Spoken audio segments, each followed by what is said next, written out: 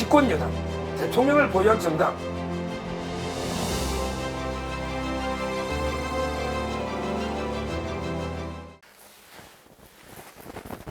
안녕하십니까, 서정욱 변호사입니다. 이번 주제는요, 이낙연, 이재명, 이준석 3이시죠. 옛날에 3김씨가 있었는데 이 세 명은 이제 각자 출마를 할까? 한다면 이제 어디로 할까? 좀 종합적으로 세 명에 대해서 여러 가지 이제 그 출마 예상이나 배경 분석을 해보도록 하겠습니다. 먼저 이제 그 이재명부터 한번 볼까요? 이재명은 이제 거의 굳어지고 있습니다. 이제는 이제 그 도망갈 곳이 없어요. 먼저 뭐 지구멍으로 도망가 몰라도 이제는 이게 도망갈 곳이 없습니다. 한동훈, 원희룡 두 번인데 이재명을 딱 올가면서 그물로 덮어버린, 이제는 이제 개항을 해서 붙을 수밖에 없는, 이제 너 링 밖으로 도망갈 수가 없는 이런 이제 그 상황이죠. 처음에는 이제 선택지가 있었죠. 뭐 저는 이제 만약에 그 비례대표를 이제 그 옛날처럼 국민의힘이 주장하는 것처럼 이제 그 병리병으로 가자, 옛날처럼 이러면 이제 그 비례대표로 도망갈 여지가 있었죠. 근데 뭐 현행법에 따라 연동으로 하면 이제 그 비례로 나가려면 위성정당 탈당을 해야 되니까 이재명이가 이제 그 비례로 도망갈 구멍은 없다, 이렇게 보입니다. 그러면 이제 또 선택지가 불출마 있는데 이재명은 이제 불출마를 할 수는 없죠. 왜냐하면 이게 방탄 때문에 배지 없으면 이게 벌써 구속됐을 거고, 또 이제 앞으로 배지 없으면 쌍방울을 이게 다른 걸로 구속이 될 테니 불출마를 할 수는 없어요. 그러면 이게 또 남는 게 더 따뜻한 텃밭으로 더 확실한 곳에 도망을 가야 되는데, 개항은 이제 송영길이가 5번 했던 이런 지역인데 어디로 더 가겠습니까? 뭐 전라도로 도망갈 수도 없잖아요. 전라도는 이게 만만합니까? 이재명에 대한 이게 반감이 높죠.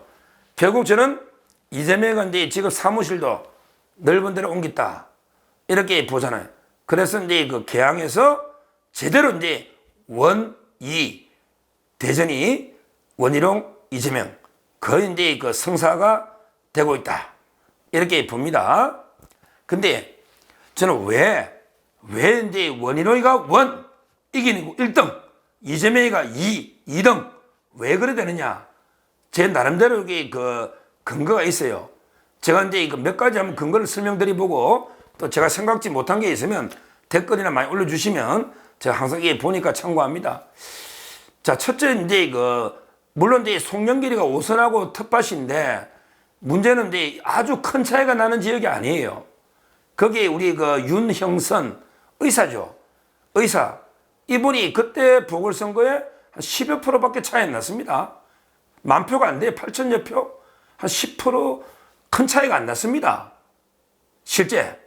근데 문제는 이번에 원희룡 장관이 역시 정치력이 있는 게 미리 윤형선 후보하고 이게 다 대화가 사전 작업이 끝났더라고요.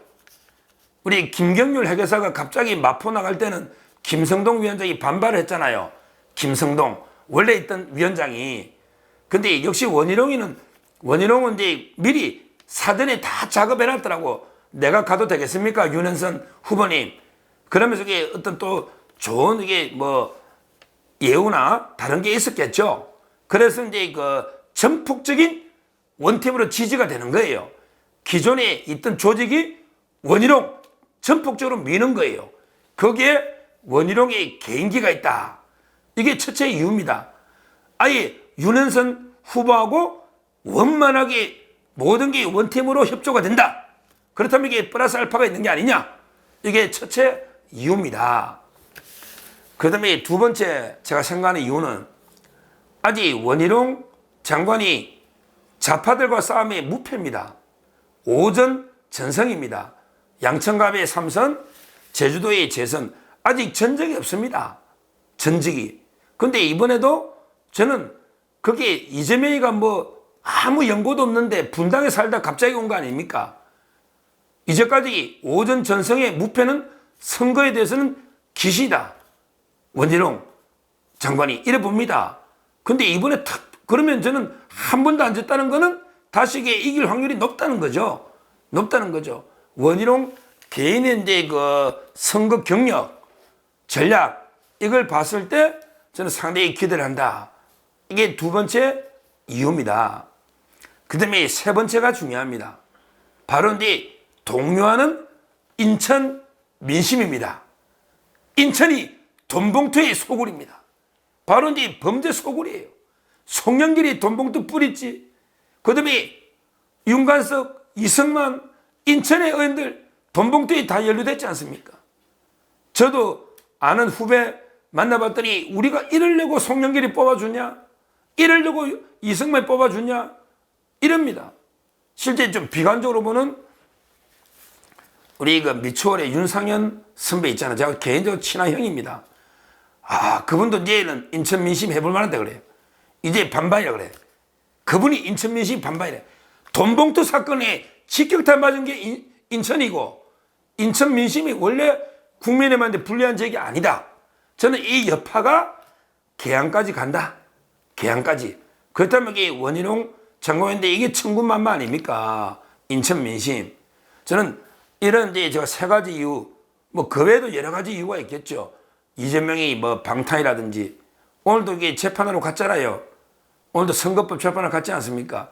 날마다 이게 재판하고 수사받고 이 모습이 어떻게 되겠습니까? 이런 한 네 가지만 보더라도 저는 이번에 원희룡 장관이 이길 거로. 그래서 대한민국에 나아갈 길을 막고 있는 완전히 돌덩이 하나를 치울 걸로 이렇게 기대를 합니다. 그 다음에 두 번째, 그럼 이낙연은 어떻게 할까? 이낙연은 이제 처음에는 자기 안 나간다 그랬죠. 이낙연 입장에서는 이게 왜 안 나가느냐? 제가 보는 시각은 나가봤자 이게 될 데가 없어요. 나가봐 어디 가도 떨어집니다. 그러면 이게 차라리 떨어질 바에는 바로 이게 대통령으로 직행하면 명분도 쓰고, 그래서 이게 불출마를 한 거죠. 뭐 한동훈 위원장이 불출마하고 틀립니다. 한동훈 위원장은 이제 그 당을 위해서 불출마한 거고, 이낙연은 이제 자기가 될 만한 데가 없으니까 직행하려고 이제 불출마했는데, 그러니까 이제 다른 사람들이 가만히 안 있잖아요. 막 나가라고 이제 등을 떠밀어요. 오늘 이제 보니까 이준석이가 그러더라고. 이준석 이러더라고. 이낙연 대표 출마시오. 왜 안 나갑니까? 비겁하게. 아니 탈당해서만 나가 책임을 져야죠. 호남에 나가든지 내 같으면 계양을에 나갑니다. 계양을에 이재명 잡으러 갑니다. 막 이러더라고. 자기는 뭐 좀 이따 보겠지만 이러면서 계속 떠밀어요. 그 다음에 이원욱이라고 있잖아요. 미래대연합이 자기들 원칙과 상식에 이원욱. 이자도 이재명 대표 광주에 나가시오. 광주에 가서 민심을 호남 민심 잡아야 됩니다. 이렇게 강권하고 있습니다. 그래서 아마 저는 이낙연은 좀 지켜봐야 된다.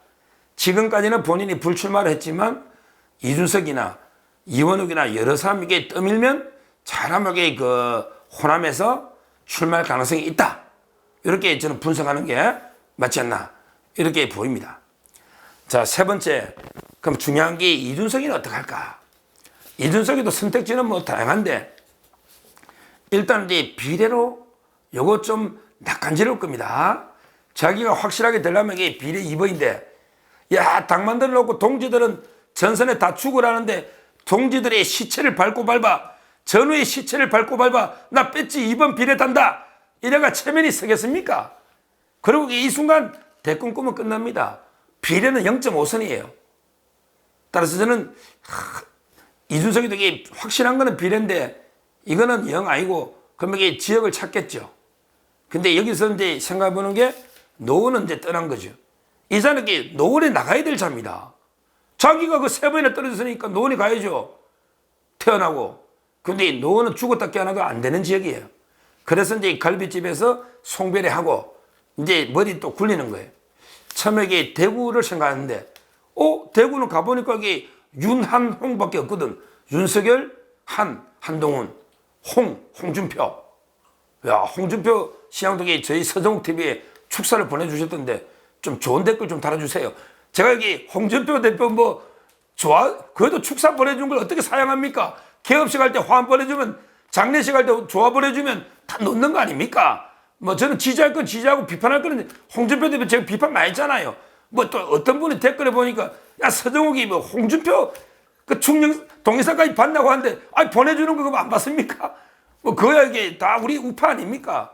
저는 우파 전체의 플랫폼을 한번 만들어보자. 서정욱 TV가 이런 목표이기 때문에 그 김진태 지사, 홍준표, 그 다음에 윤재욱 원내대표, 전부 다 저 안철수 다 받지 않습니까? 제가 윤석열 대통령 한동훈을 빼고 다 보내냈어요.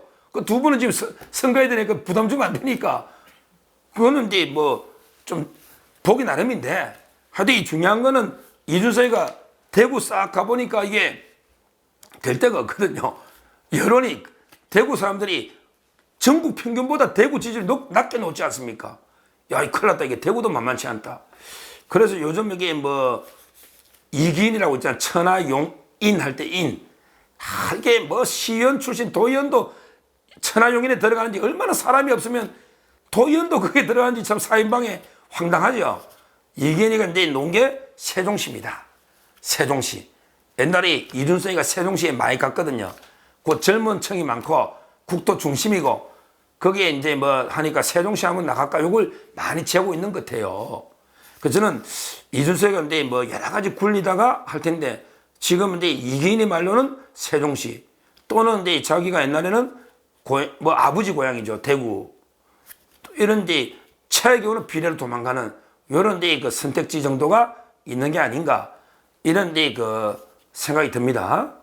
근데 여기서 중요한 거는요, 제가 보기 썰이 아마 한마디로 이게 세 명 다 공멸할 것 같아요. 제 느낌엔 세 명 다 전멸, 공멸할 것 같아요. 조금 이게 그렇잖아요. 예를 들어 이게 이준석이는 뭐 지역구 죽었다 깨라도 힘들 겁니다. 이번에 그나마 있던 어르신들 표도 65세 이상 다 없애. 20, 30대 젊은 층만 우리 비례 10% 받으면 돼. 10% 비례 때문에 확실하게 우리 표라도 받아가 조금이라도 비례하자. 이래가지고 완전히 노인 어르신들을 갖다가 완전히 뭐 옛날로 치면 이게 고래장을 해버린 거예요. 고래장. 산에 갖다 버리가 못하게 지하철 고래장 한 거 아닙니까? 이런 게 완전히 불효 막심한 놈이죠. 저는. 근데 이준석이는 이제 지역구는 어르신들 표 없이 지역구 됩니까? 지역구는 끝났어요. 저는 이준석 비례로 가도 이게 정치 생명은 끝납니다. 비례로는. 어차피 그럼 아무도 지역 안 나갑니다. 그러니까 이낙연도 그럼 비례 나가지. 지가 나면 그 말이 안 되는 소리죠. 그러면 이게 이준석이 죽고, 그 다음에 이낙연 광주에 나가도 이게 저는 쉽지 않다 봐요. 선전을 하는데 제가 보기 쉽지는 않을 겁니다. 그렇다면 이게 죽을 가능성이 더 많죠. 물론 이제 정당 지지는 상당 수준 얻을 거예요. 민주당 인기가 낮으니까 한 3, 40% 상당 수준 얻어도 당선될 정도의 지지가 과연 나올지는 상당히 의문이기 때문에 쉽지는 않을 겁니다. 이낙연도.